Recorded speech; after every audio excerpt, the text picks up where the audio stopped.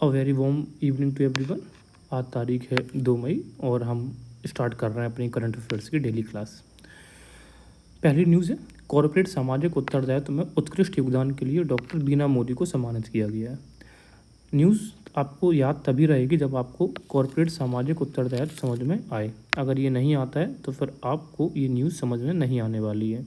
देखते हैं क्या होता है। देखिए, हमें ये पता है बहुत बड़े बड़े घराने होते हैं जैसे कि टाटा, अडानी, जियो, डैट मीन्स कि रिलायंस। ये जो बड़े बड़े इंडस्ट्रीज़ होती हैं, जो औद्योगिक होते हैं, ये हमारे एनवायरनमेंट पे कुछ नकारात्मक प्रभाव डालते हैं क्योंकि इतना ज़्यादा उत्पादन करते हैं। भारत हमारे जो कंट्री है उसके बहुत ज़्यादा जो सोर्स होते हैं, जो स्रोत होते हैं, जो संसाधन होते हैं, उनका ये दोहन करते हैं। तो सरकार का कहना ये कि आपने इतना जो विकास किया है, अपनी कंपनी से इतनी ज़्यादा बढ़ाई हैं, इससे समाज में एक नकारात्मक प्रभाव गया है। तो सरकार कह रही है कि आपको बदले में इसकी कुछ पूर्ति करनी चाहिए। तो कैसी करनी चाहिए? तो कहते हैं इसके बदले में आप समाज को कुछ पैसा दीजिए। अब ये जो पैसा रहेगा, ये समाज का जो कमज़ोर वर्ग है उसके जन कल्याण के लिए खर्च किया जाएगा। तो इसी को हम इंग्लिश में बोलते हैं कॉर्पोरेट सोशल रिस्पॉन्सिबिलिटी। तो अब हमें ये पता है कि मोदी इंटरप्राइजेज जो है, जो कि एक औद्योगिक घराना है कह सकते हैं आप उसको, तो उसकी जो चेयरपर्सन है, ठीक है ना, उसकी चेयरपर्सन को दिया गया है इस बार का कौन सा उत्कृष्ट योगदान देने के लिए उनको डॉक्टर बीना मोदी को अवार्ड ये दिया गया है। अब एग्ज़ाम की दृष्टि से बहुत ज़्यादा इंपॉर्टेंट नहीं है, लेकिन अगर कोई एग्ज़ाम आपका 1-2 महीने में होने वाला तो फिर ये इंपॉर्टेंट बन जाता है। ओके, हमारी दूसरी न्यूज़ क्या है? ये बहुत इंपॉर्टेंट न्यूज़ बनती है कि भारतीय सेना और पुनीत बालन ग्रुप ने पुणे में बनाया पहला संविधान गार्डन। डायरेक्ट क्वेश्चन आएगा कि भारत का पहला संविधान गार्डन कहाँ बनाया गया है? तो आप क्या बोलोगे? पुणे में। और किसके द्वारा? तो भारतीय सेना और पुनीत बालन ग्रुप, ठीक है ना।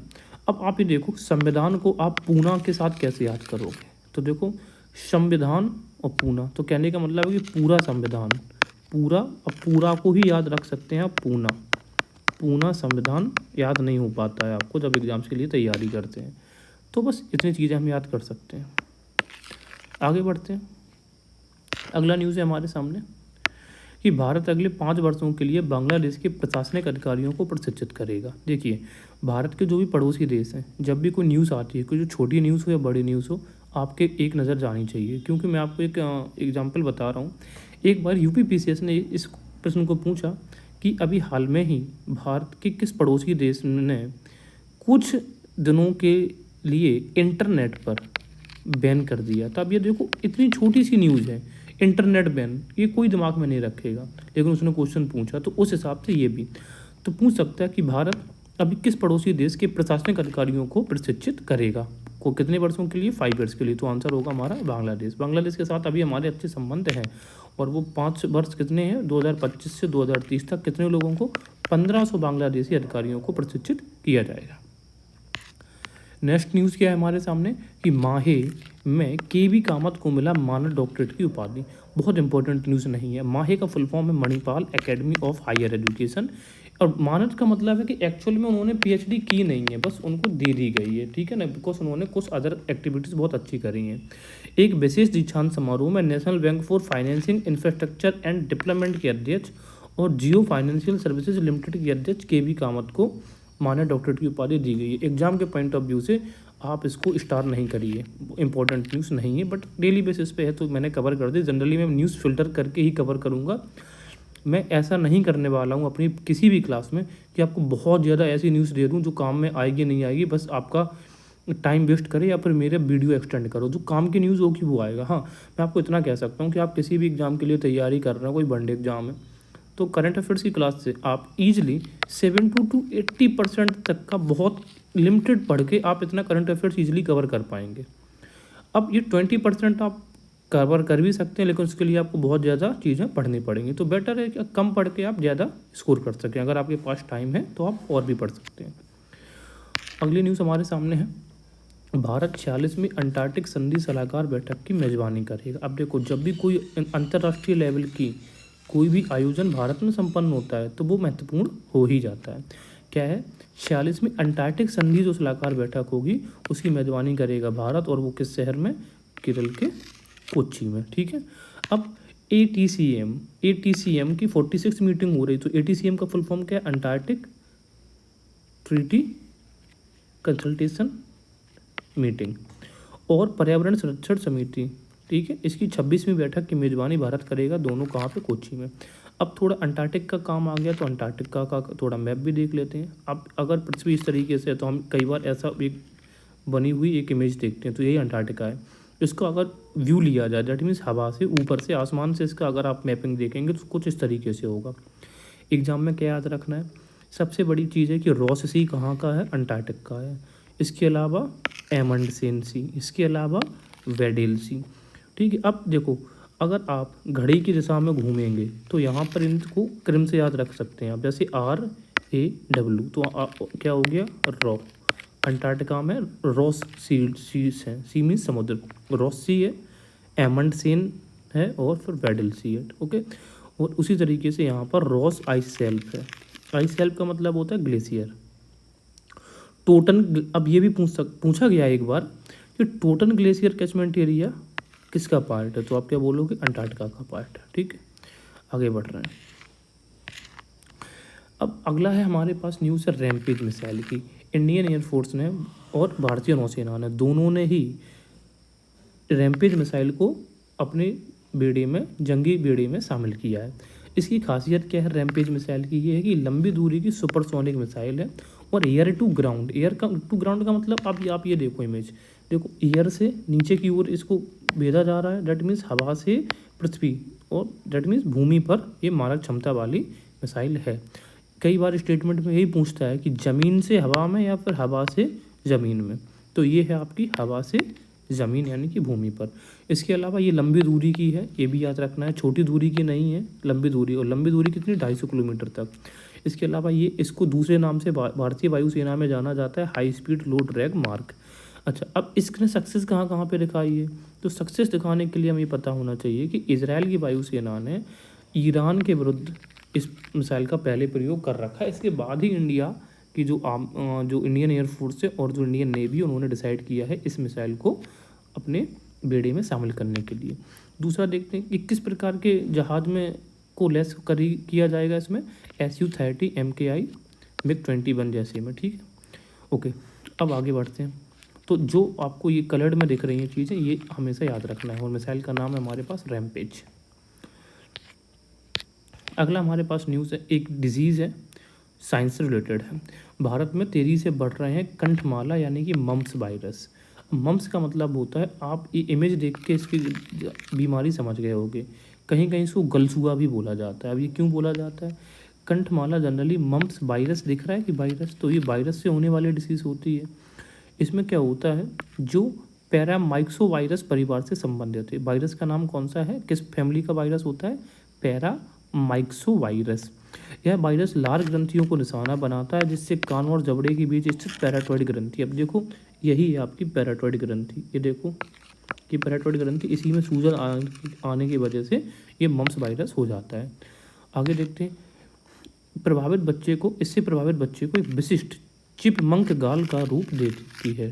क्लियर। तो ये विभिन्न प्रकार से जानी जाती है डिजीज़। इसको हिंदी में कंठमाला, इंग्लिश में मम्प्स वायरस, या फिर हिंदी में एक दूसरा नाम क्या है, चिपमंक गाल। ये किस शरीर के किस अंग को प्रभावित करती है, तो आपको उत्तर होगा पैराटॉइड ग्लैंड। और पैराटॉइड ग्लैंड कहाँ पर होती है, आपकी जबड़े के पास। अगली हम बात करते हैं ऑबिचुअरीज। दो महान शख्सियत का निधन हुआ है। एक थे अमेरिका के मशहूर लेखक पॉल ऑस्टर, जिनका निधन 77 वर्ष की आयु में हो गया है। तो बहुत ज़्यादा न्यूज़ इंपॉर्टेंट ये तो नहीं होती है, लेकिन फिर भी ऑबिचुअरीज पूछे जाने लगा है। अच्छा, एक चीज़ और आप याद रखिएगा, अब आजकल ऑबिचुअरीज ये नहीं पूछ रहा कि ये जिस व्यक्ति का निधन हुआ है उसका क्या क्षेत्र था। अब तो ये भी पूछ दिया था कि 4 महीने में 1% डेथ हुई है, 2, 3, 4, अब आप इनको 4 क्रम से लगाओ। तो ये लेवल टफ हो रहा है आजकल, ठीक है ना। अब इसका मतलब ये नहीं कि हम सबकी मौत का महीना भी रटने लग जाएं, तारीखें रटने लग जाएं, नहीं, देखते रहो एक आइडिया से, कंटिन्यू अगर आप रहोगे तो कुछ चीज़ें उस समय दिमाग में स्ट्राइक कर जाती हैं एग्ज़ाम के टाइम पे। तो ये जो मशहूर लेखक हैं पॉल ऑस्टर, किस आयु में डेथ हुई है, 77 में थे, कहाँ के, ये अमेरिका के थे। और इनकी एक जो फेमस एक उन्होंने उपन्यास लिखी थी, उसके ऊपर एक मूवी भी बनी थी, उस मूवी का नाम था द न्यूयॉर्क ट्रिलॉजी। बस इतनी चीज़ें याद रख सकते हैं। आगे है इंडिया की एक पार्श्व पार्श्व गायिका का मतलब होता है प्लेबैक सिंगर उषा रमन। इनका डेथ हुई है 72 साल की उम्र में। तो प्रसिद्ध प्लेबैक सिंगर उषा रमन नहीं, सॉरी, उमा रमन। उमा रमन जिन्होंने मुख्य रूप से तमिल भाषा में, ठीक है, किस लैंग्वेज में इन्होंने जनरली मुख्य रूप से गाना गाए हैं, तो तमिल में, ठीक है। नाम क्या है? उमा रमन। अब आप ये देखो याद कैसे कर सकते हो कि जब भी ऐसी कोई गायिका है कि जब वो गाना गाती थी तो व्यक्ति रमण हो जाता था, उनके गाने में रम जाता था, इस तरीके से। और उमा पर्यायवाची है किसका? देवी पार्वती का। आगे देखते हैं। अब हमारा जो न्यूज़ सेक्शन स्टार्ट होता है, नेशन इन न्यूज़, ऐसे देश जो हाल में ही चर्चा में बने हुए हैं। तो पहला है हमारे सामने कि हाल ही में किस देश ने हिमतेंदुओं को अपना नया राष्ट्रीय प्रतीक घोषित किया है, और ये क्वेश्चन आज के जीएस वर्ल्ड के सेक्शन में पूछा गया था। तो देखते हैं। तो इसका सही उत्तर है किर्गिस्तान। अब जो हिमतेंदुआ है, आप इसका पिक्चर यहाँ पर आप देखो, ये हिमतेंदुआ। बात ये है कि जिस तरीके से क्लाइमेट चेंज हो रहा है, ग्लेशियर पिघल रहे हैं, और इनके जो आवास यानी कि ग्रह है हिमतेंदुआ का, यानी कि हिम में जो निवास करते हैं, उनके लिए अब ये खतरा पैदा हो रहा है। आखिर वो रहेंगे तो कहाँ रहेंगे? अब आप ये देखोगे कि हिमतेंदुओं को सुरक्षित रखने की कवायद 12 देशों के द्वारा चलाई जा रही है। कितने देशों में पाया जाता है? ये 12 देशों में। अब आप किर्गिस्तान अगर जो है आंसर इसका, आप ये देख लीजिए कि किर्गिस्तान का लोकेशन क्या है। आपको ये दिख रहा है किर्गिज रिपब्लिक, यही लोकेशन है, ये एरिया है किर्गिस्तान का, ये आपका इंडिया बना हुआ है, ठीक है। इसके अलावा इंडिया में भी पूरी तरीके से प्रयास किए जा रहे हैं कि हिमतेंदुओं को किसी तरीके से बचाया जाए। तो अभी हाल में किर्गिस्तान एक ऐसा देश बना है। आगे देखते हैं। हाल ही में समाचारों में रहा है, नाम है सियारे माद्रे। ये क्या था आखिर में? अर्जेंटीना के नए राष्ट्रपति, फिलीपींस का पुराना जहाज, अमेरिकी पनडुब्बी, या फिर G7 का हालिया आयोजन स्थल? तो इसका सही उत्तर है कि सियरे माद्रे एक फिलीपींस का पुराना जहाज है, जो कि इसके अभी कुछ विवाद हुआ है जो दक्षिण चीन सागर है उसको लेकर, इसी वजह से ये चर्चा में आया। लेकिन फिर से कन्फ्यूज़न क्या है? सियरे माद्रा ये फिलीपींस का पुराना जहाज़ तो है ही, लेकिन सियरे माद्रा मैक्सिको में एक पर्वत श्रृंखला भी है। इस मैप को थोड़ा गौर से देखिए आप। ये आपको क्या दिख रहा है? सियरे माद्रे दिख रहा है, यही नाम है। सियरे माद्रे ओरिएंटल और सियरे माद्रे ऑक्सीडेंटल। तो सियरे माद्रे मैक्सिको में पर्वत श्रृंखला भी है। जबकि अगर वो कहे कि अभी चर्चा में रहा था, तो उसके बेसिस पे तो फिलीपींस का पुराना जहाज होगा। क्लियर हो गई चीज़ें? एग्जाम के पॉइंट ऑफ व्यू से दो चीज़ें याद रखना कि सियरे माद्रा जो ओरिएंटल है, वो उत्तरी अमेरिका जो कॉन्टिनेंट है, महाद्वीप है, उसके पूर्व का हिस्सा है। जबकि सियरे माद्रे ऑक्सीडेंटल ये पश्चिम में है। ये देखो, ये पश्चिम में दिख रहा है, ये पूर्व में दिख रहा है। इतना चीज़ हमें याद रखना है। कहाँ पे? मैक्सिको में। अब मैक्सिको कहाँ पर है? उत्तरी अमेरिकी महाद्वीप पर। इसके अलावा अगला जो हमारे पास न्यूज़ है वो है इराक से रिलेटेड। इराक हाल में के दिनों में चर्चा में बना हुआ है, क्योंकि इसका जो कॉन्फ्लिक्ट चल रहा है इजराइल के साथ, उसको लेकर। तो इराक की संसद में समलैंगिक विवाह को अपराध घोषित कर दिया। एक उन्होंने कानून पास किया कि कहा कि समलैंगिक विवाह एक तरीके से क्या है? अपराध है। हमें समझने वाली बात यह है कि इराक जो है एक शिया मुस्लिम देश है, और उसमें कट्टरता से मुस्लिम धर्म को फॉलो किया जाता है। पिछले वर्ष इराक में जो विरोध प्रदर्शन हुए थे, उनमें किसको लेकर विरोध प्रदर्शन हुआ था? तो हमें पता है, जो बुर्का होता है उसको ना पहनने को लेकर। हालांकि वहाँ पे की जो लेडी थी उसका नाम था महसा अमीनी के नेतृत्व में, हालांकि उनकी डेथ हो गई है अब तो इस तरीके से इराक चर्चा में रहा, क्योंकि इसने समलैंगिक विवाह को अपराध घोषित कर दिया। अब इराक के बारे में कुछ चीज़ें अगर हम देखना चाहेंगे तो आप ये देखो कि इराक का जो उत्तरी पार्ट है, ये वाला जो एरिया है, ये कैस्पियन सागर से टच हो रहा है ये, और यहाँ पर इसके एल बुर्ज माउंटेन्स भी हैं। तो एल बुर्ज पर्वत कहाँ पर है? इराक, सॉरी, ये ईरान की बात नहीं हो रही है, इराक की संसद की बात हो रही है।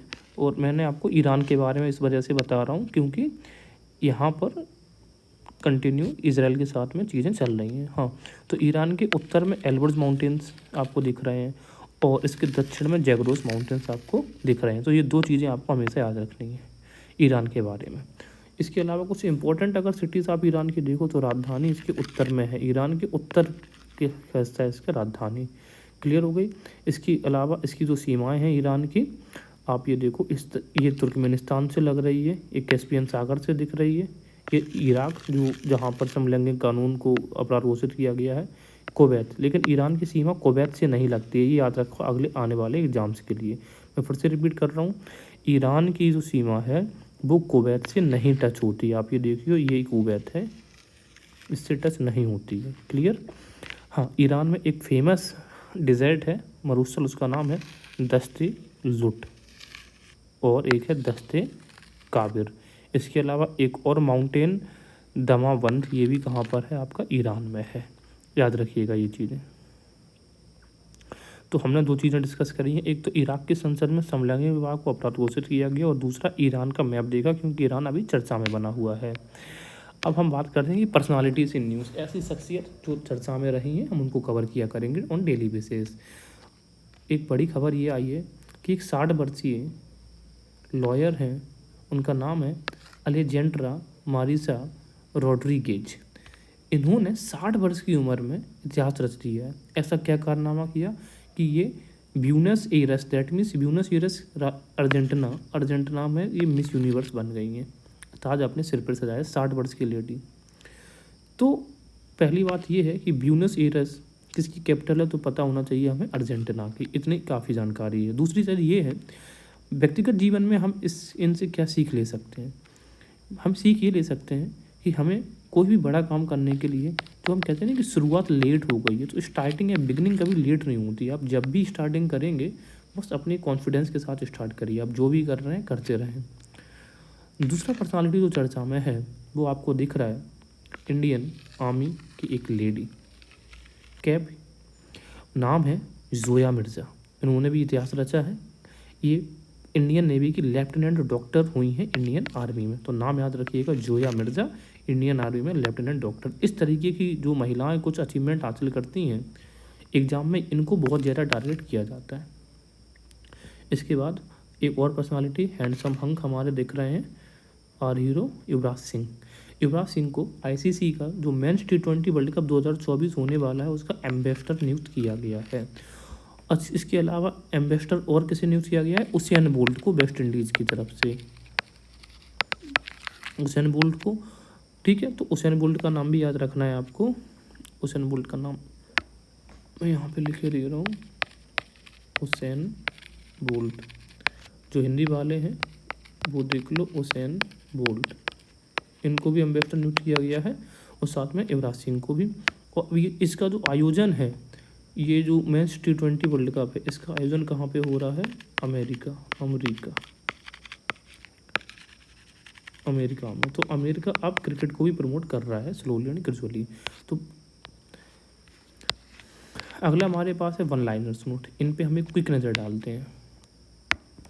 उपराष्ट्रपति श्री जगदीप धनखड़ ने 30 अप्रैल 2024 को जयपुर में राजस्थान पत्रिका के संस्थापक स्वर्गीय कर्पूर चंद कुलिस की स्मृति में स्थापित द कुलिस स्कूल का उद्घाटन किया। इतना याद रखना है कि द कुलिस स्कूल का उद्घाटन कहाँ पे किया गया है, जयपुर में। किसके द्वारा, उपराष्ट्रपति श्री जगदीप धनखड़ के द्वारा। बस अगर आप राजस्थान जी के पढ़ते हैं तो फिर ये चीज़ बहुत इंपॉर्टेंट हो जाती है। इसके अलावा भारतीय तटरक्षक बल ने कवरत्ती, अब ये बताइए कहाँ का ये द्वीप है, और एंड्रोथ, ये दोनों द्वीपों के आपको नाम गूगल पे जाके सर्च करो और ये नाम बताइए कि ये कहाँ के द्वीप हैं। 29 और 30 अप्रैल को एक चिकित्सा शिविर आयोजित किया गया था इंडियन कोस्ट गार्ड के द्वारा। तो कवरत्ती और ये एंड्रोथ कहाँ पर है ये आपको बताना है इन कमेंट सेक्शन। अरुण अलगप्पन को कोरोमंडल इंटरनेशनल के कार्यकारी अध्यक्ष के रूप में नियुक्त किया गया है। ये बहुत इंपॉर्टेंट न्यूज़ नहीं है, आप इसे हटा सकते हैं। NHPC लिमिटेड ने जल प्रवाह के ऊपर स्थापित करते हुए सौर ऊर्जा संयंत्र उद्योग के लिए प्रौद्योगिक प्रदाता के रूप में काम करने वाले नॉर्वेजियन कंपनी मैसर्स ओशन सन के साथ एक समझौता किया है। देखो, अब समझौते आपको याद कौन से रखने हैं, जो 2 देशों के बीच में हो, कोई कंपनी के बीच में हो तो नहीं। हाँ, ऐसा कि किसी एक देश और एक कंपनी के बीच में हो तो हो सकता है। जैसे कि इंडिया ने समझौता किया था राफेल लेने का किस कंपनी से, ये इस प्रकार की न्यूज़ याद रखना। अब ये दो छोटी छोटी कंपनी है, ऐसे तो अनगिनत समझौते होते हैं डेली, सब कुछ याद रख सकते हैं? आंसर इज नहीं, ये न्यूज़ इंपॉर्टेंट नहीं बनती है। मैंने अभी रिसेंटली मैं कुछ 1 महीने तक इसी प्रकार की न्यूज़ आपको ला के देता रहूँगा और बताता रहूँगा कि कौन सा न्यूज़ इंपॉर्टेंट है या फिर कौन सा नहीं है। कई बार आप क्या देखते हैं, करंट अफेयर्स में पढ़ते हैं, आप अननेसेसरी चीज़ों को बहुत ज़्यादा पढ़ लेते हैं। 1 महीने के बाद जब आप अवेयर हो जाएंगे तब हम सिर्फ इम्पोर्टेंट न्यूज़ ही फ़िल्टर करेंगे, टाइम वेस्ट ना करके। इराक की संसद ने 27 अप्रैल, ये तो चीज़ हम डिस्कस कर चुके कि समलैंगिक संबंधों को अपराध घोषित किया, बहुत इंपॉर्टेंट एस्पेक्ट है ये। इसके अलावा यूपीआई स्विच लॉन्च कर दिया है किसने? रेजर पे। डिजिटल भुगतान प्लेटफॉर्म रेजर पे ने 23 अप्रैल को यूपीआई अपना स्विच लॉन्च किया। बहुत इंपॉर्टेंट न्यूज़ नहीं है, अगर आप बैंकिंग की तैयारी कर रहे हैं तो पढ़िए इसे। देखो हाँ, ये न्यूज़ ठीक है। अप्रैल 2024 में एक रिपोर्ट के अनुसार भारतीय पासपोर्ट दुनिया भर में दूसरा सबसे सस्ता एयरपोर्ट है, दूसरा सबसे पासपोर्ट है, ठीक है ना, मतलब कम पैसों में ज़्यादातर देशों को आप विजिट कर सकते हैं इंडियन पासपोर्ट पे। इसके अलावा जो बौद्धिक संपदा सुरक्षा के लिए अमेरिका ने भारत को अपनी प्राथमिक निगरानी सूची में शामिल किया है, ये इंपॉर्टेंट चीज़ है। बौद्धिक संपदा का मतलब होता है इंटेलेक्चुअल प्रॉपर्टी। लाइक आपने कोई नई चीज़ का डिस्कवर किया है तो उसका जब रजिस्ट्रेशन होता है उसी को हम क्या बोलते हैं? बौद्धिक संपदा। तो अमेरिका ने भारत को अपनी प्राथमिक निगरानी सूची में शामिल किया है। इसके अलावा लास्ट वाली न्यूज़ बहुत इंपॉर्टेंट है नहीं है। दैट्स इट्स, आज का टॉपिक हमारा समाप्त होता है। आई होप आपको चीज़ें समझ में आई होंगी। PDF लेने के लिए आप अपने टेलीग्राम चैनल पे टाइप करो हिस्ट्री फाइट, मैं यहाँ पे लिख रहा हूँ इसको, सो प्लीज़ इसे आप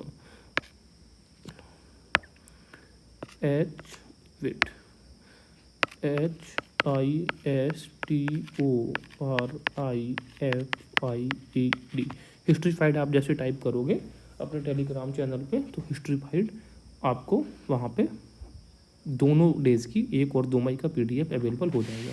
thank you everyone, good night.